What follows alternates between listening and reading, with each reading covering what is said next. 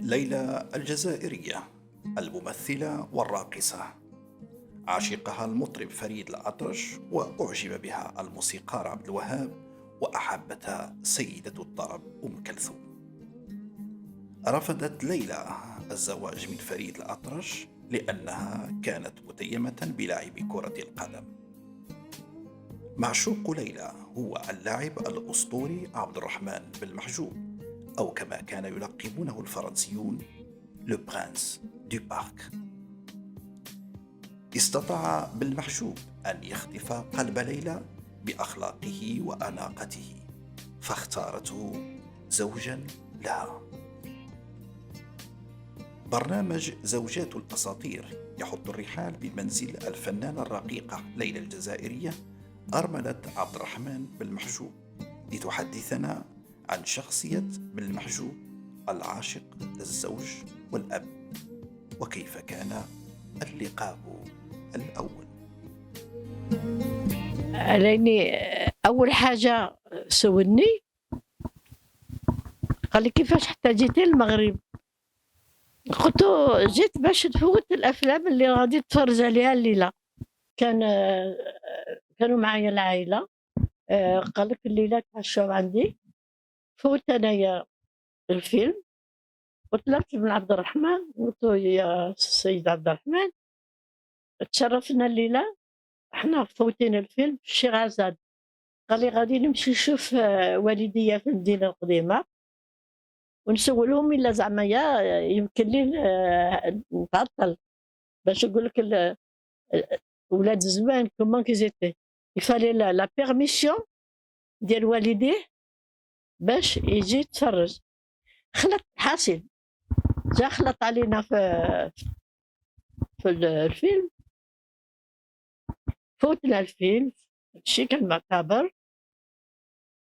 بعد الفيلم قال لك سليم هلالي جو زاتون جي في ان ديني.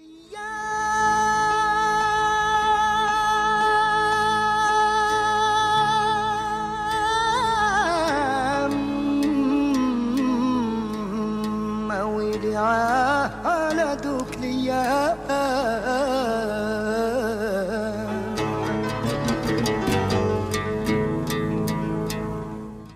دار ديني معتبر. مشينا عند سليم هلالي، تفرقنا. جا قسوس كان معنا، قال لي مدام ليلى ما تعرفيش المغرب في الليل. قلت انا ما عرفتوش في النهار، كيفاش نعرفو في الليل؟ الحسين بقينا ندورو، خرجنا مع عند هذاك اليهودي. قال لي قسوس غادي نورولك دار البيضاء بالليل.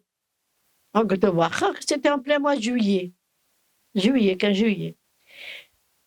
جلس عبد الرحمن هنا، انا جلست حداه اللور، واللي كان يسوق بينا هو قسوس الله يرحمه.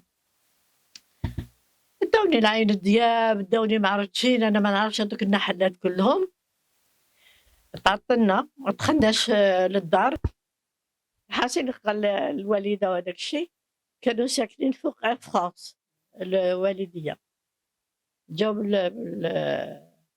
الحوادث ديال الجزائر. مين بغيت ندخل للدار لقينا اير فرانس سدت الباب بالساروت، ما عنديش كيفاش نطلع باش نعلم. وهذيك الوقيته يافي با لو تليفون ولو بورتابل وداك الشيء ما كاينيش. حسستني حتى ل 8 ديال الصباح حلو الباب. طلعت عند الوالده تخلعوا هذاك الشيء، قال لهم انا السبب لاني بغينا ندوروا شويه مدام ليلى، ولكن نسينا رسالنا ومشينا جلسنا في القهوه بلاصه الفرانس. هذيك لقيتها سبب واحد شي قهوه جديده هناك، هذه اللي خلاوها قاعده مخربه دابا.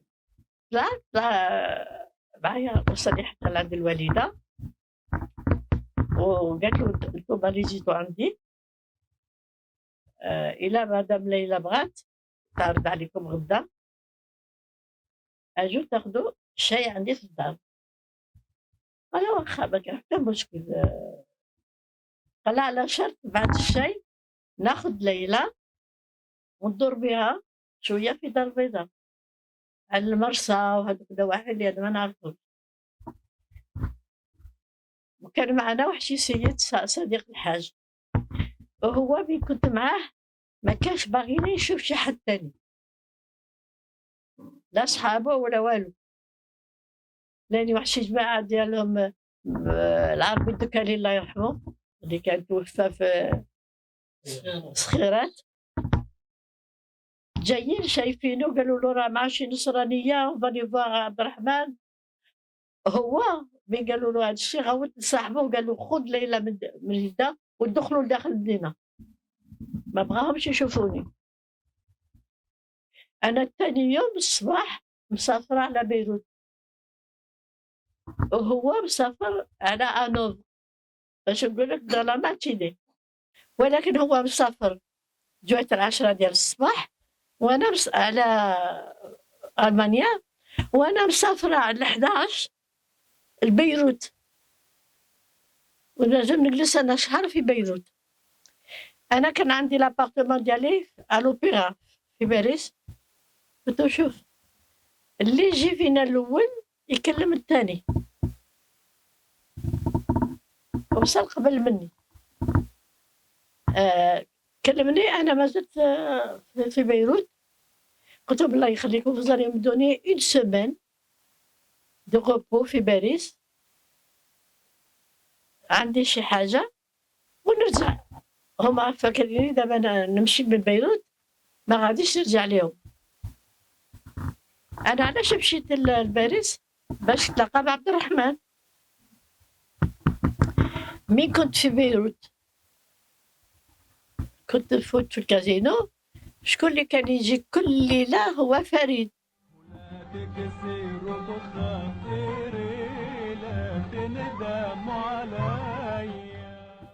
لأني قبل مني فاتت سامية جمال.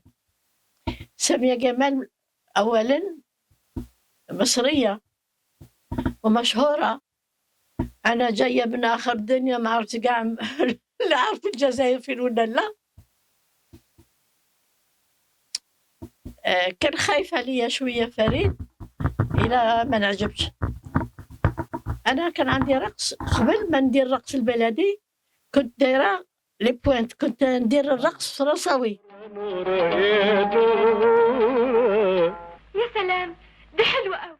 كنت على الأوبيرا دو باري، وفي الأوبيرا دو باري المدير ديالها سيتي ان أزبكيان، وماماه كانت اسمها أمينة. واحد شي نهار ملي جيت من بيروت ونشوف عبد الرحمن فعشينا جميع، جا فتح جا عمر الجروب ديالي، عشينا جميع شوية حنا نسمعو لا سونيت. كانت عندي النصرانية تخدم، قلت لها مدام ماري اوفغي، قالت لي مادموزيل ليلى مي سي مسيو. قعدت تشوف، قلت لها مسيو كي؟ قالت لي لو شونتور ايجيبسيان. قلت لها écoutez vous vous êtes trompé il est en Égypte. قالت لي pas du tout. فتحت الباب لقيت فريد واقف في الباب، قال لي tu as du monde؟ قلت له oui. قلت له des gens que tu connais، le footballeur، le chanteur et العواد. قال لي ils sont là depuis longtemps. قلت له ils sont venus dîner مرحبا بك. قدمتهم هذا لهذا، فتح في البسط وفي الضحك وداك الشيء كل شيء. نادو جاء فريد دار في عبد الرحمن، قال له راك خليت مدموزيل ليلى من غير خدمة. قال له علاش؟ قال له لاني عندنا كونترا دو موا اي elle venait à tout prix، بغات تجي لباريس لاني قلت له عندي شي صديق جاي من ألمانيا وضروري نشوفه. وأنا كنت قولت عبد الرحمن نهار اللي يجي إلا جا قبل مني أنا نجيه. الحسن بقاو أميكالما جلسوا أميكالما. وحشي بقيت قبل لي فريد الأطرش من يدي وداني واحد شي صالون آخر قال لي دوغو tu es amoureux de cet homme ما تسولني ما قلت له comment je suis amoureuse de cet homme قال لي la façon dont tu te regardes et que tu regardes قال لي tu le fais pas avec وانا مع فريد هذيك الوقيته كنت 5 سنين وانا معاه في الخدمه فريد قبل ما نعرف عبد الوهاب قبل ما نعرف فريد قبل ما نعرف عبد الرحمن كانوا عندي افلام في فرنسا وكان منهم واحده هناك مع مارلو براندو الحسن. On a passé deux soirées un peu agitées الحقيقة. Il y avait un peu de jalousie. كانت شوية ديال الغيرة. حسيت مش من جهة عبد الرحمن، حسيت من جهة فريد.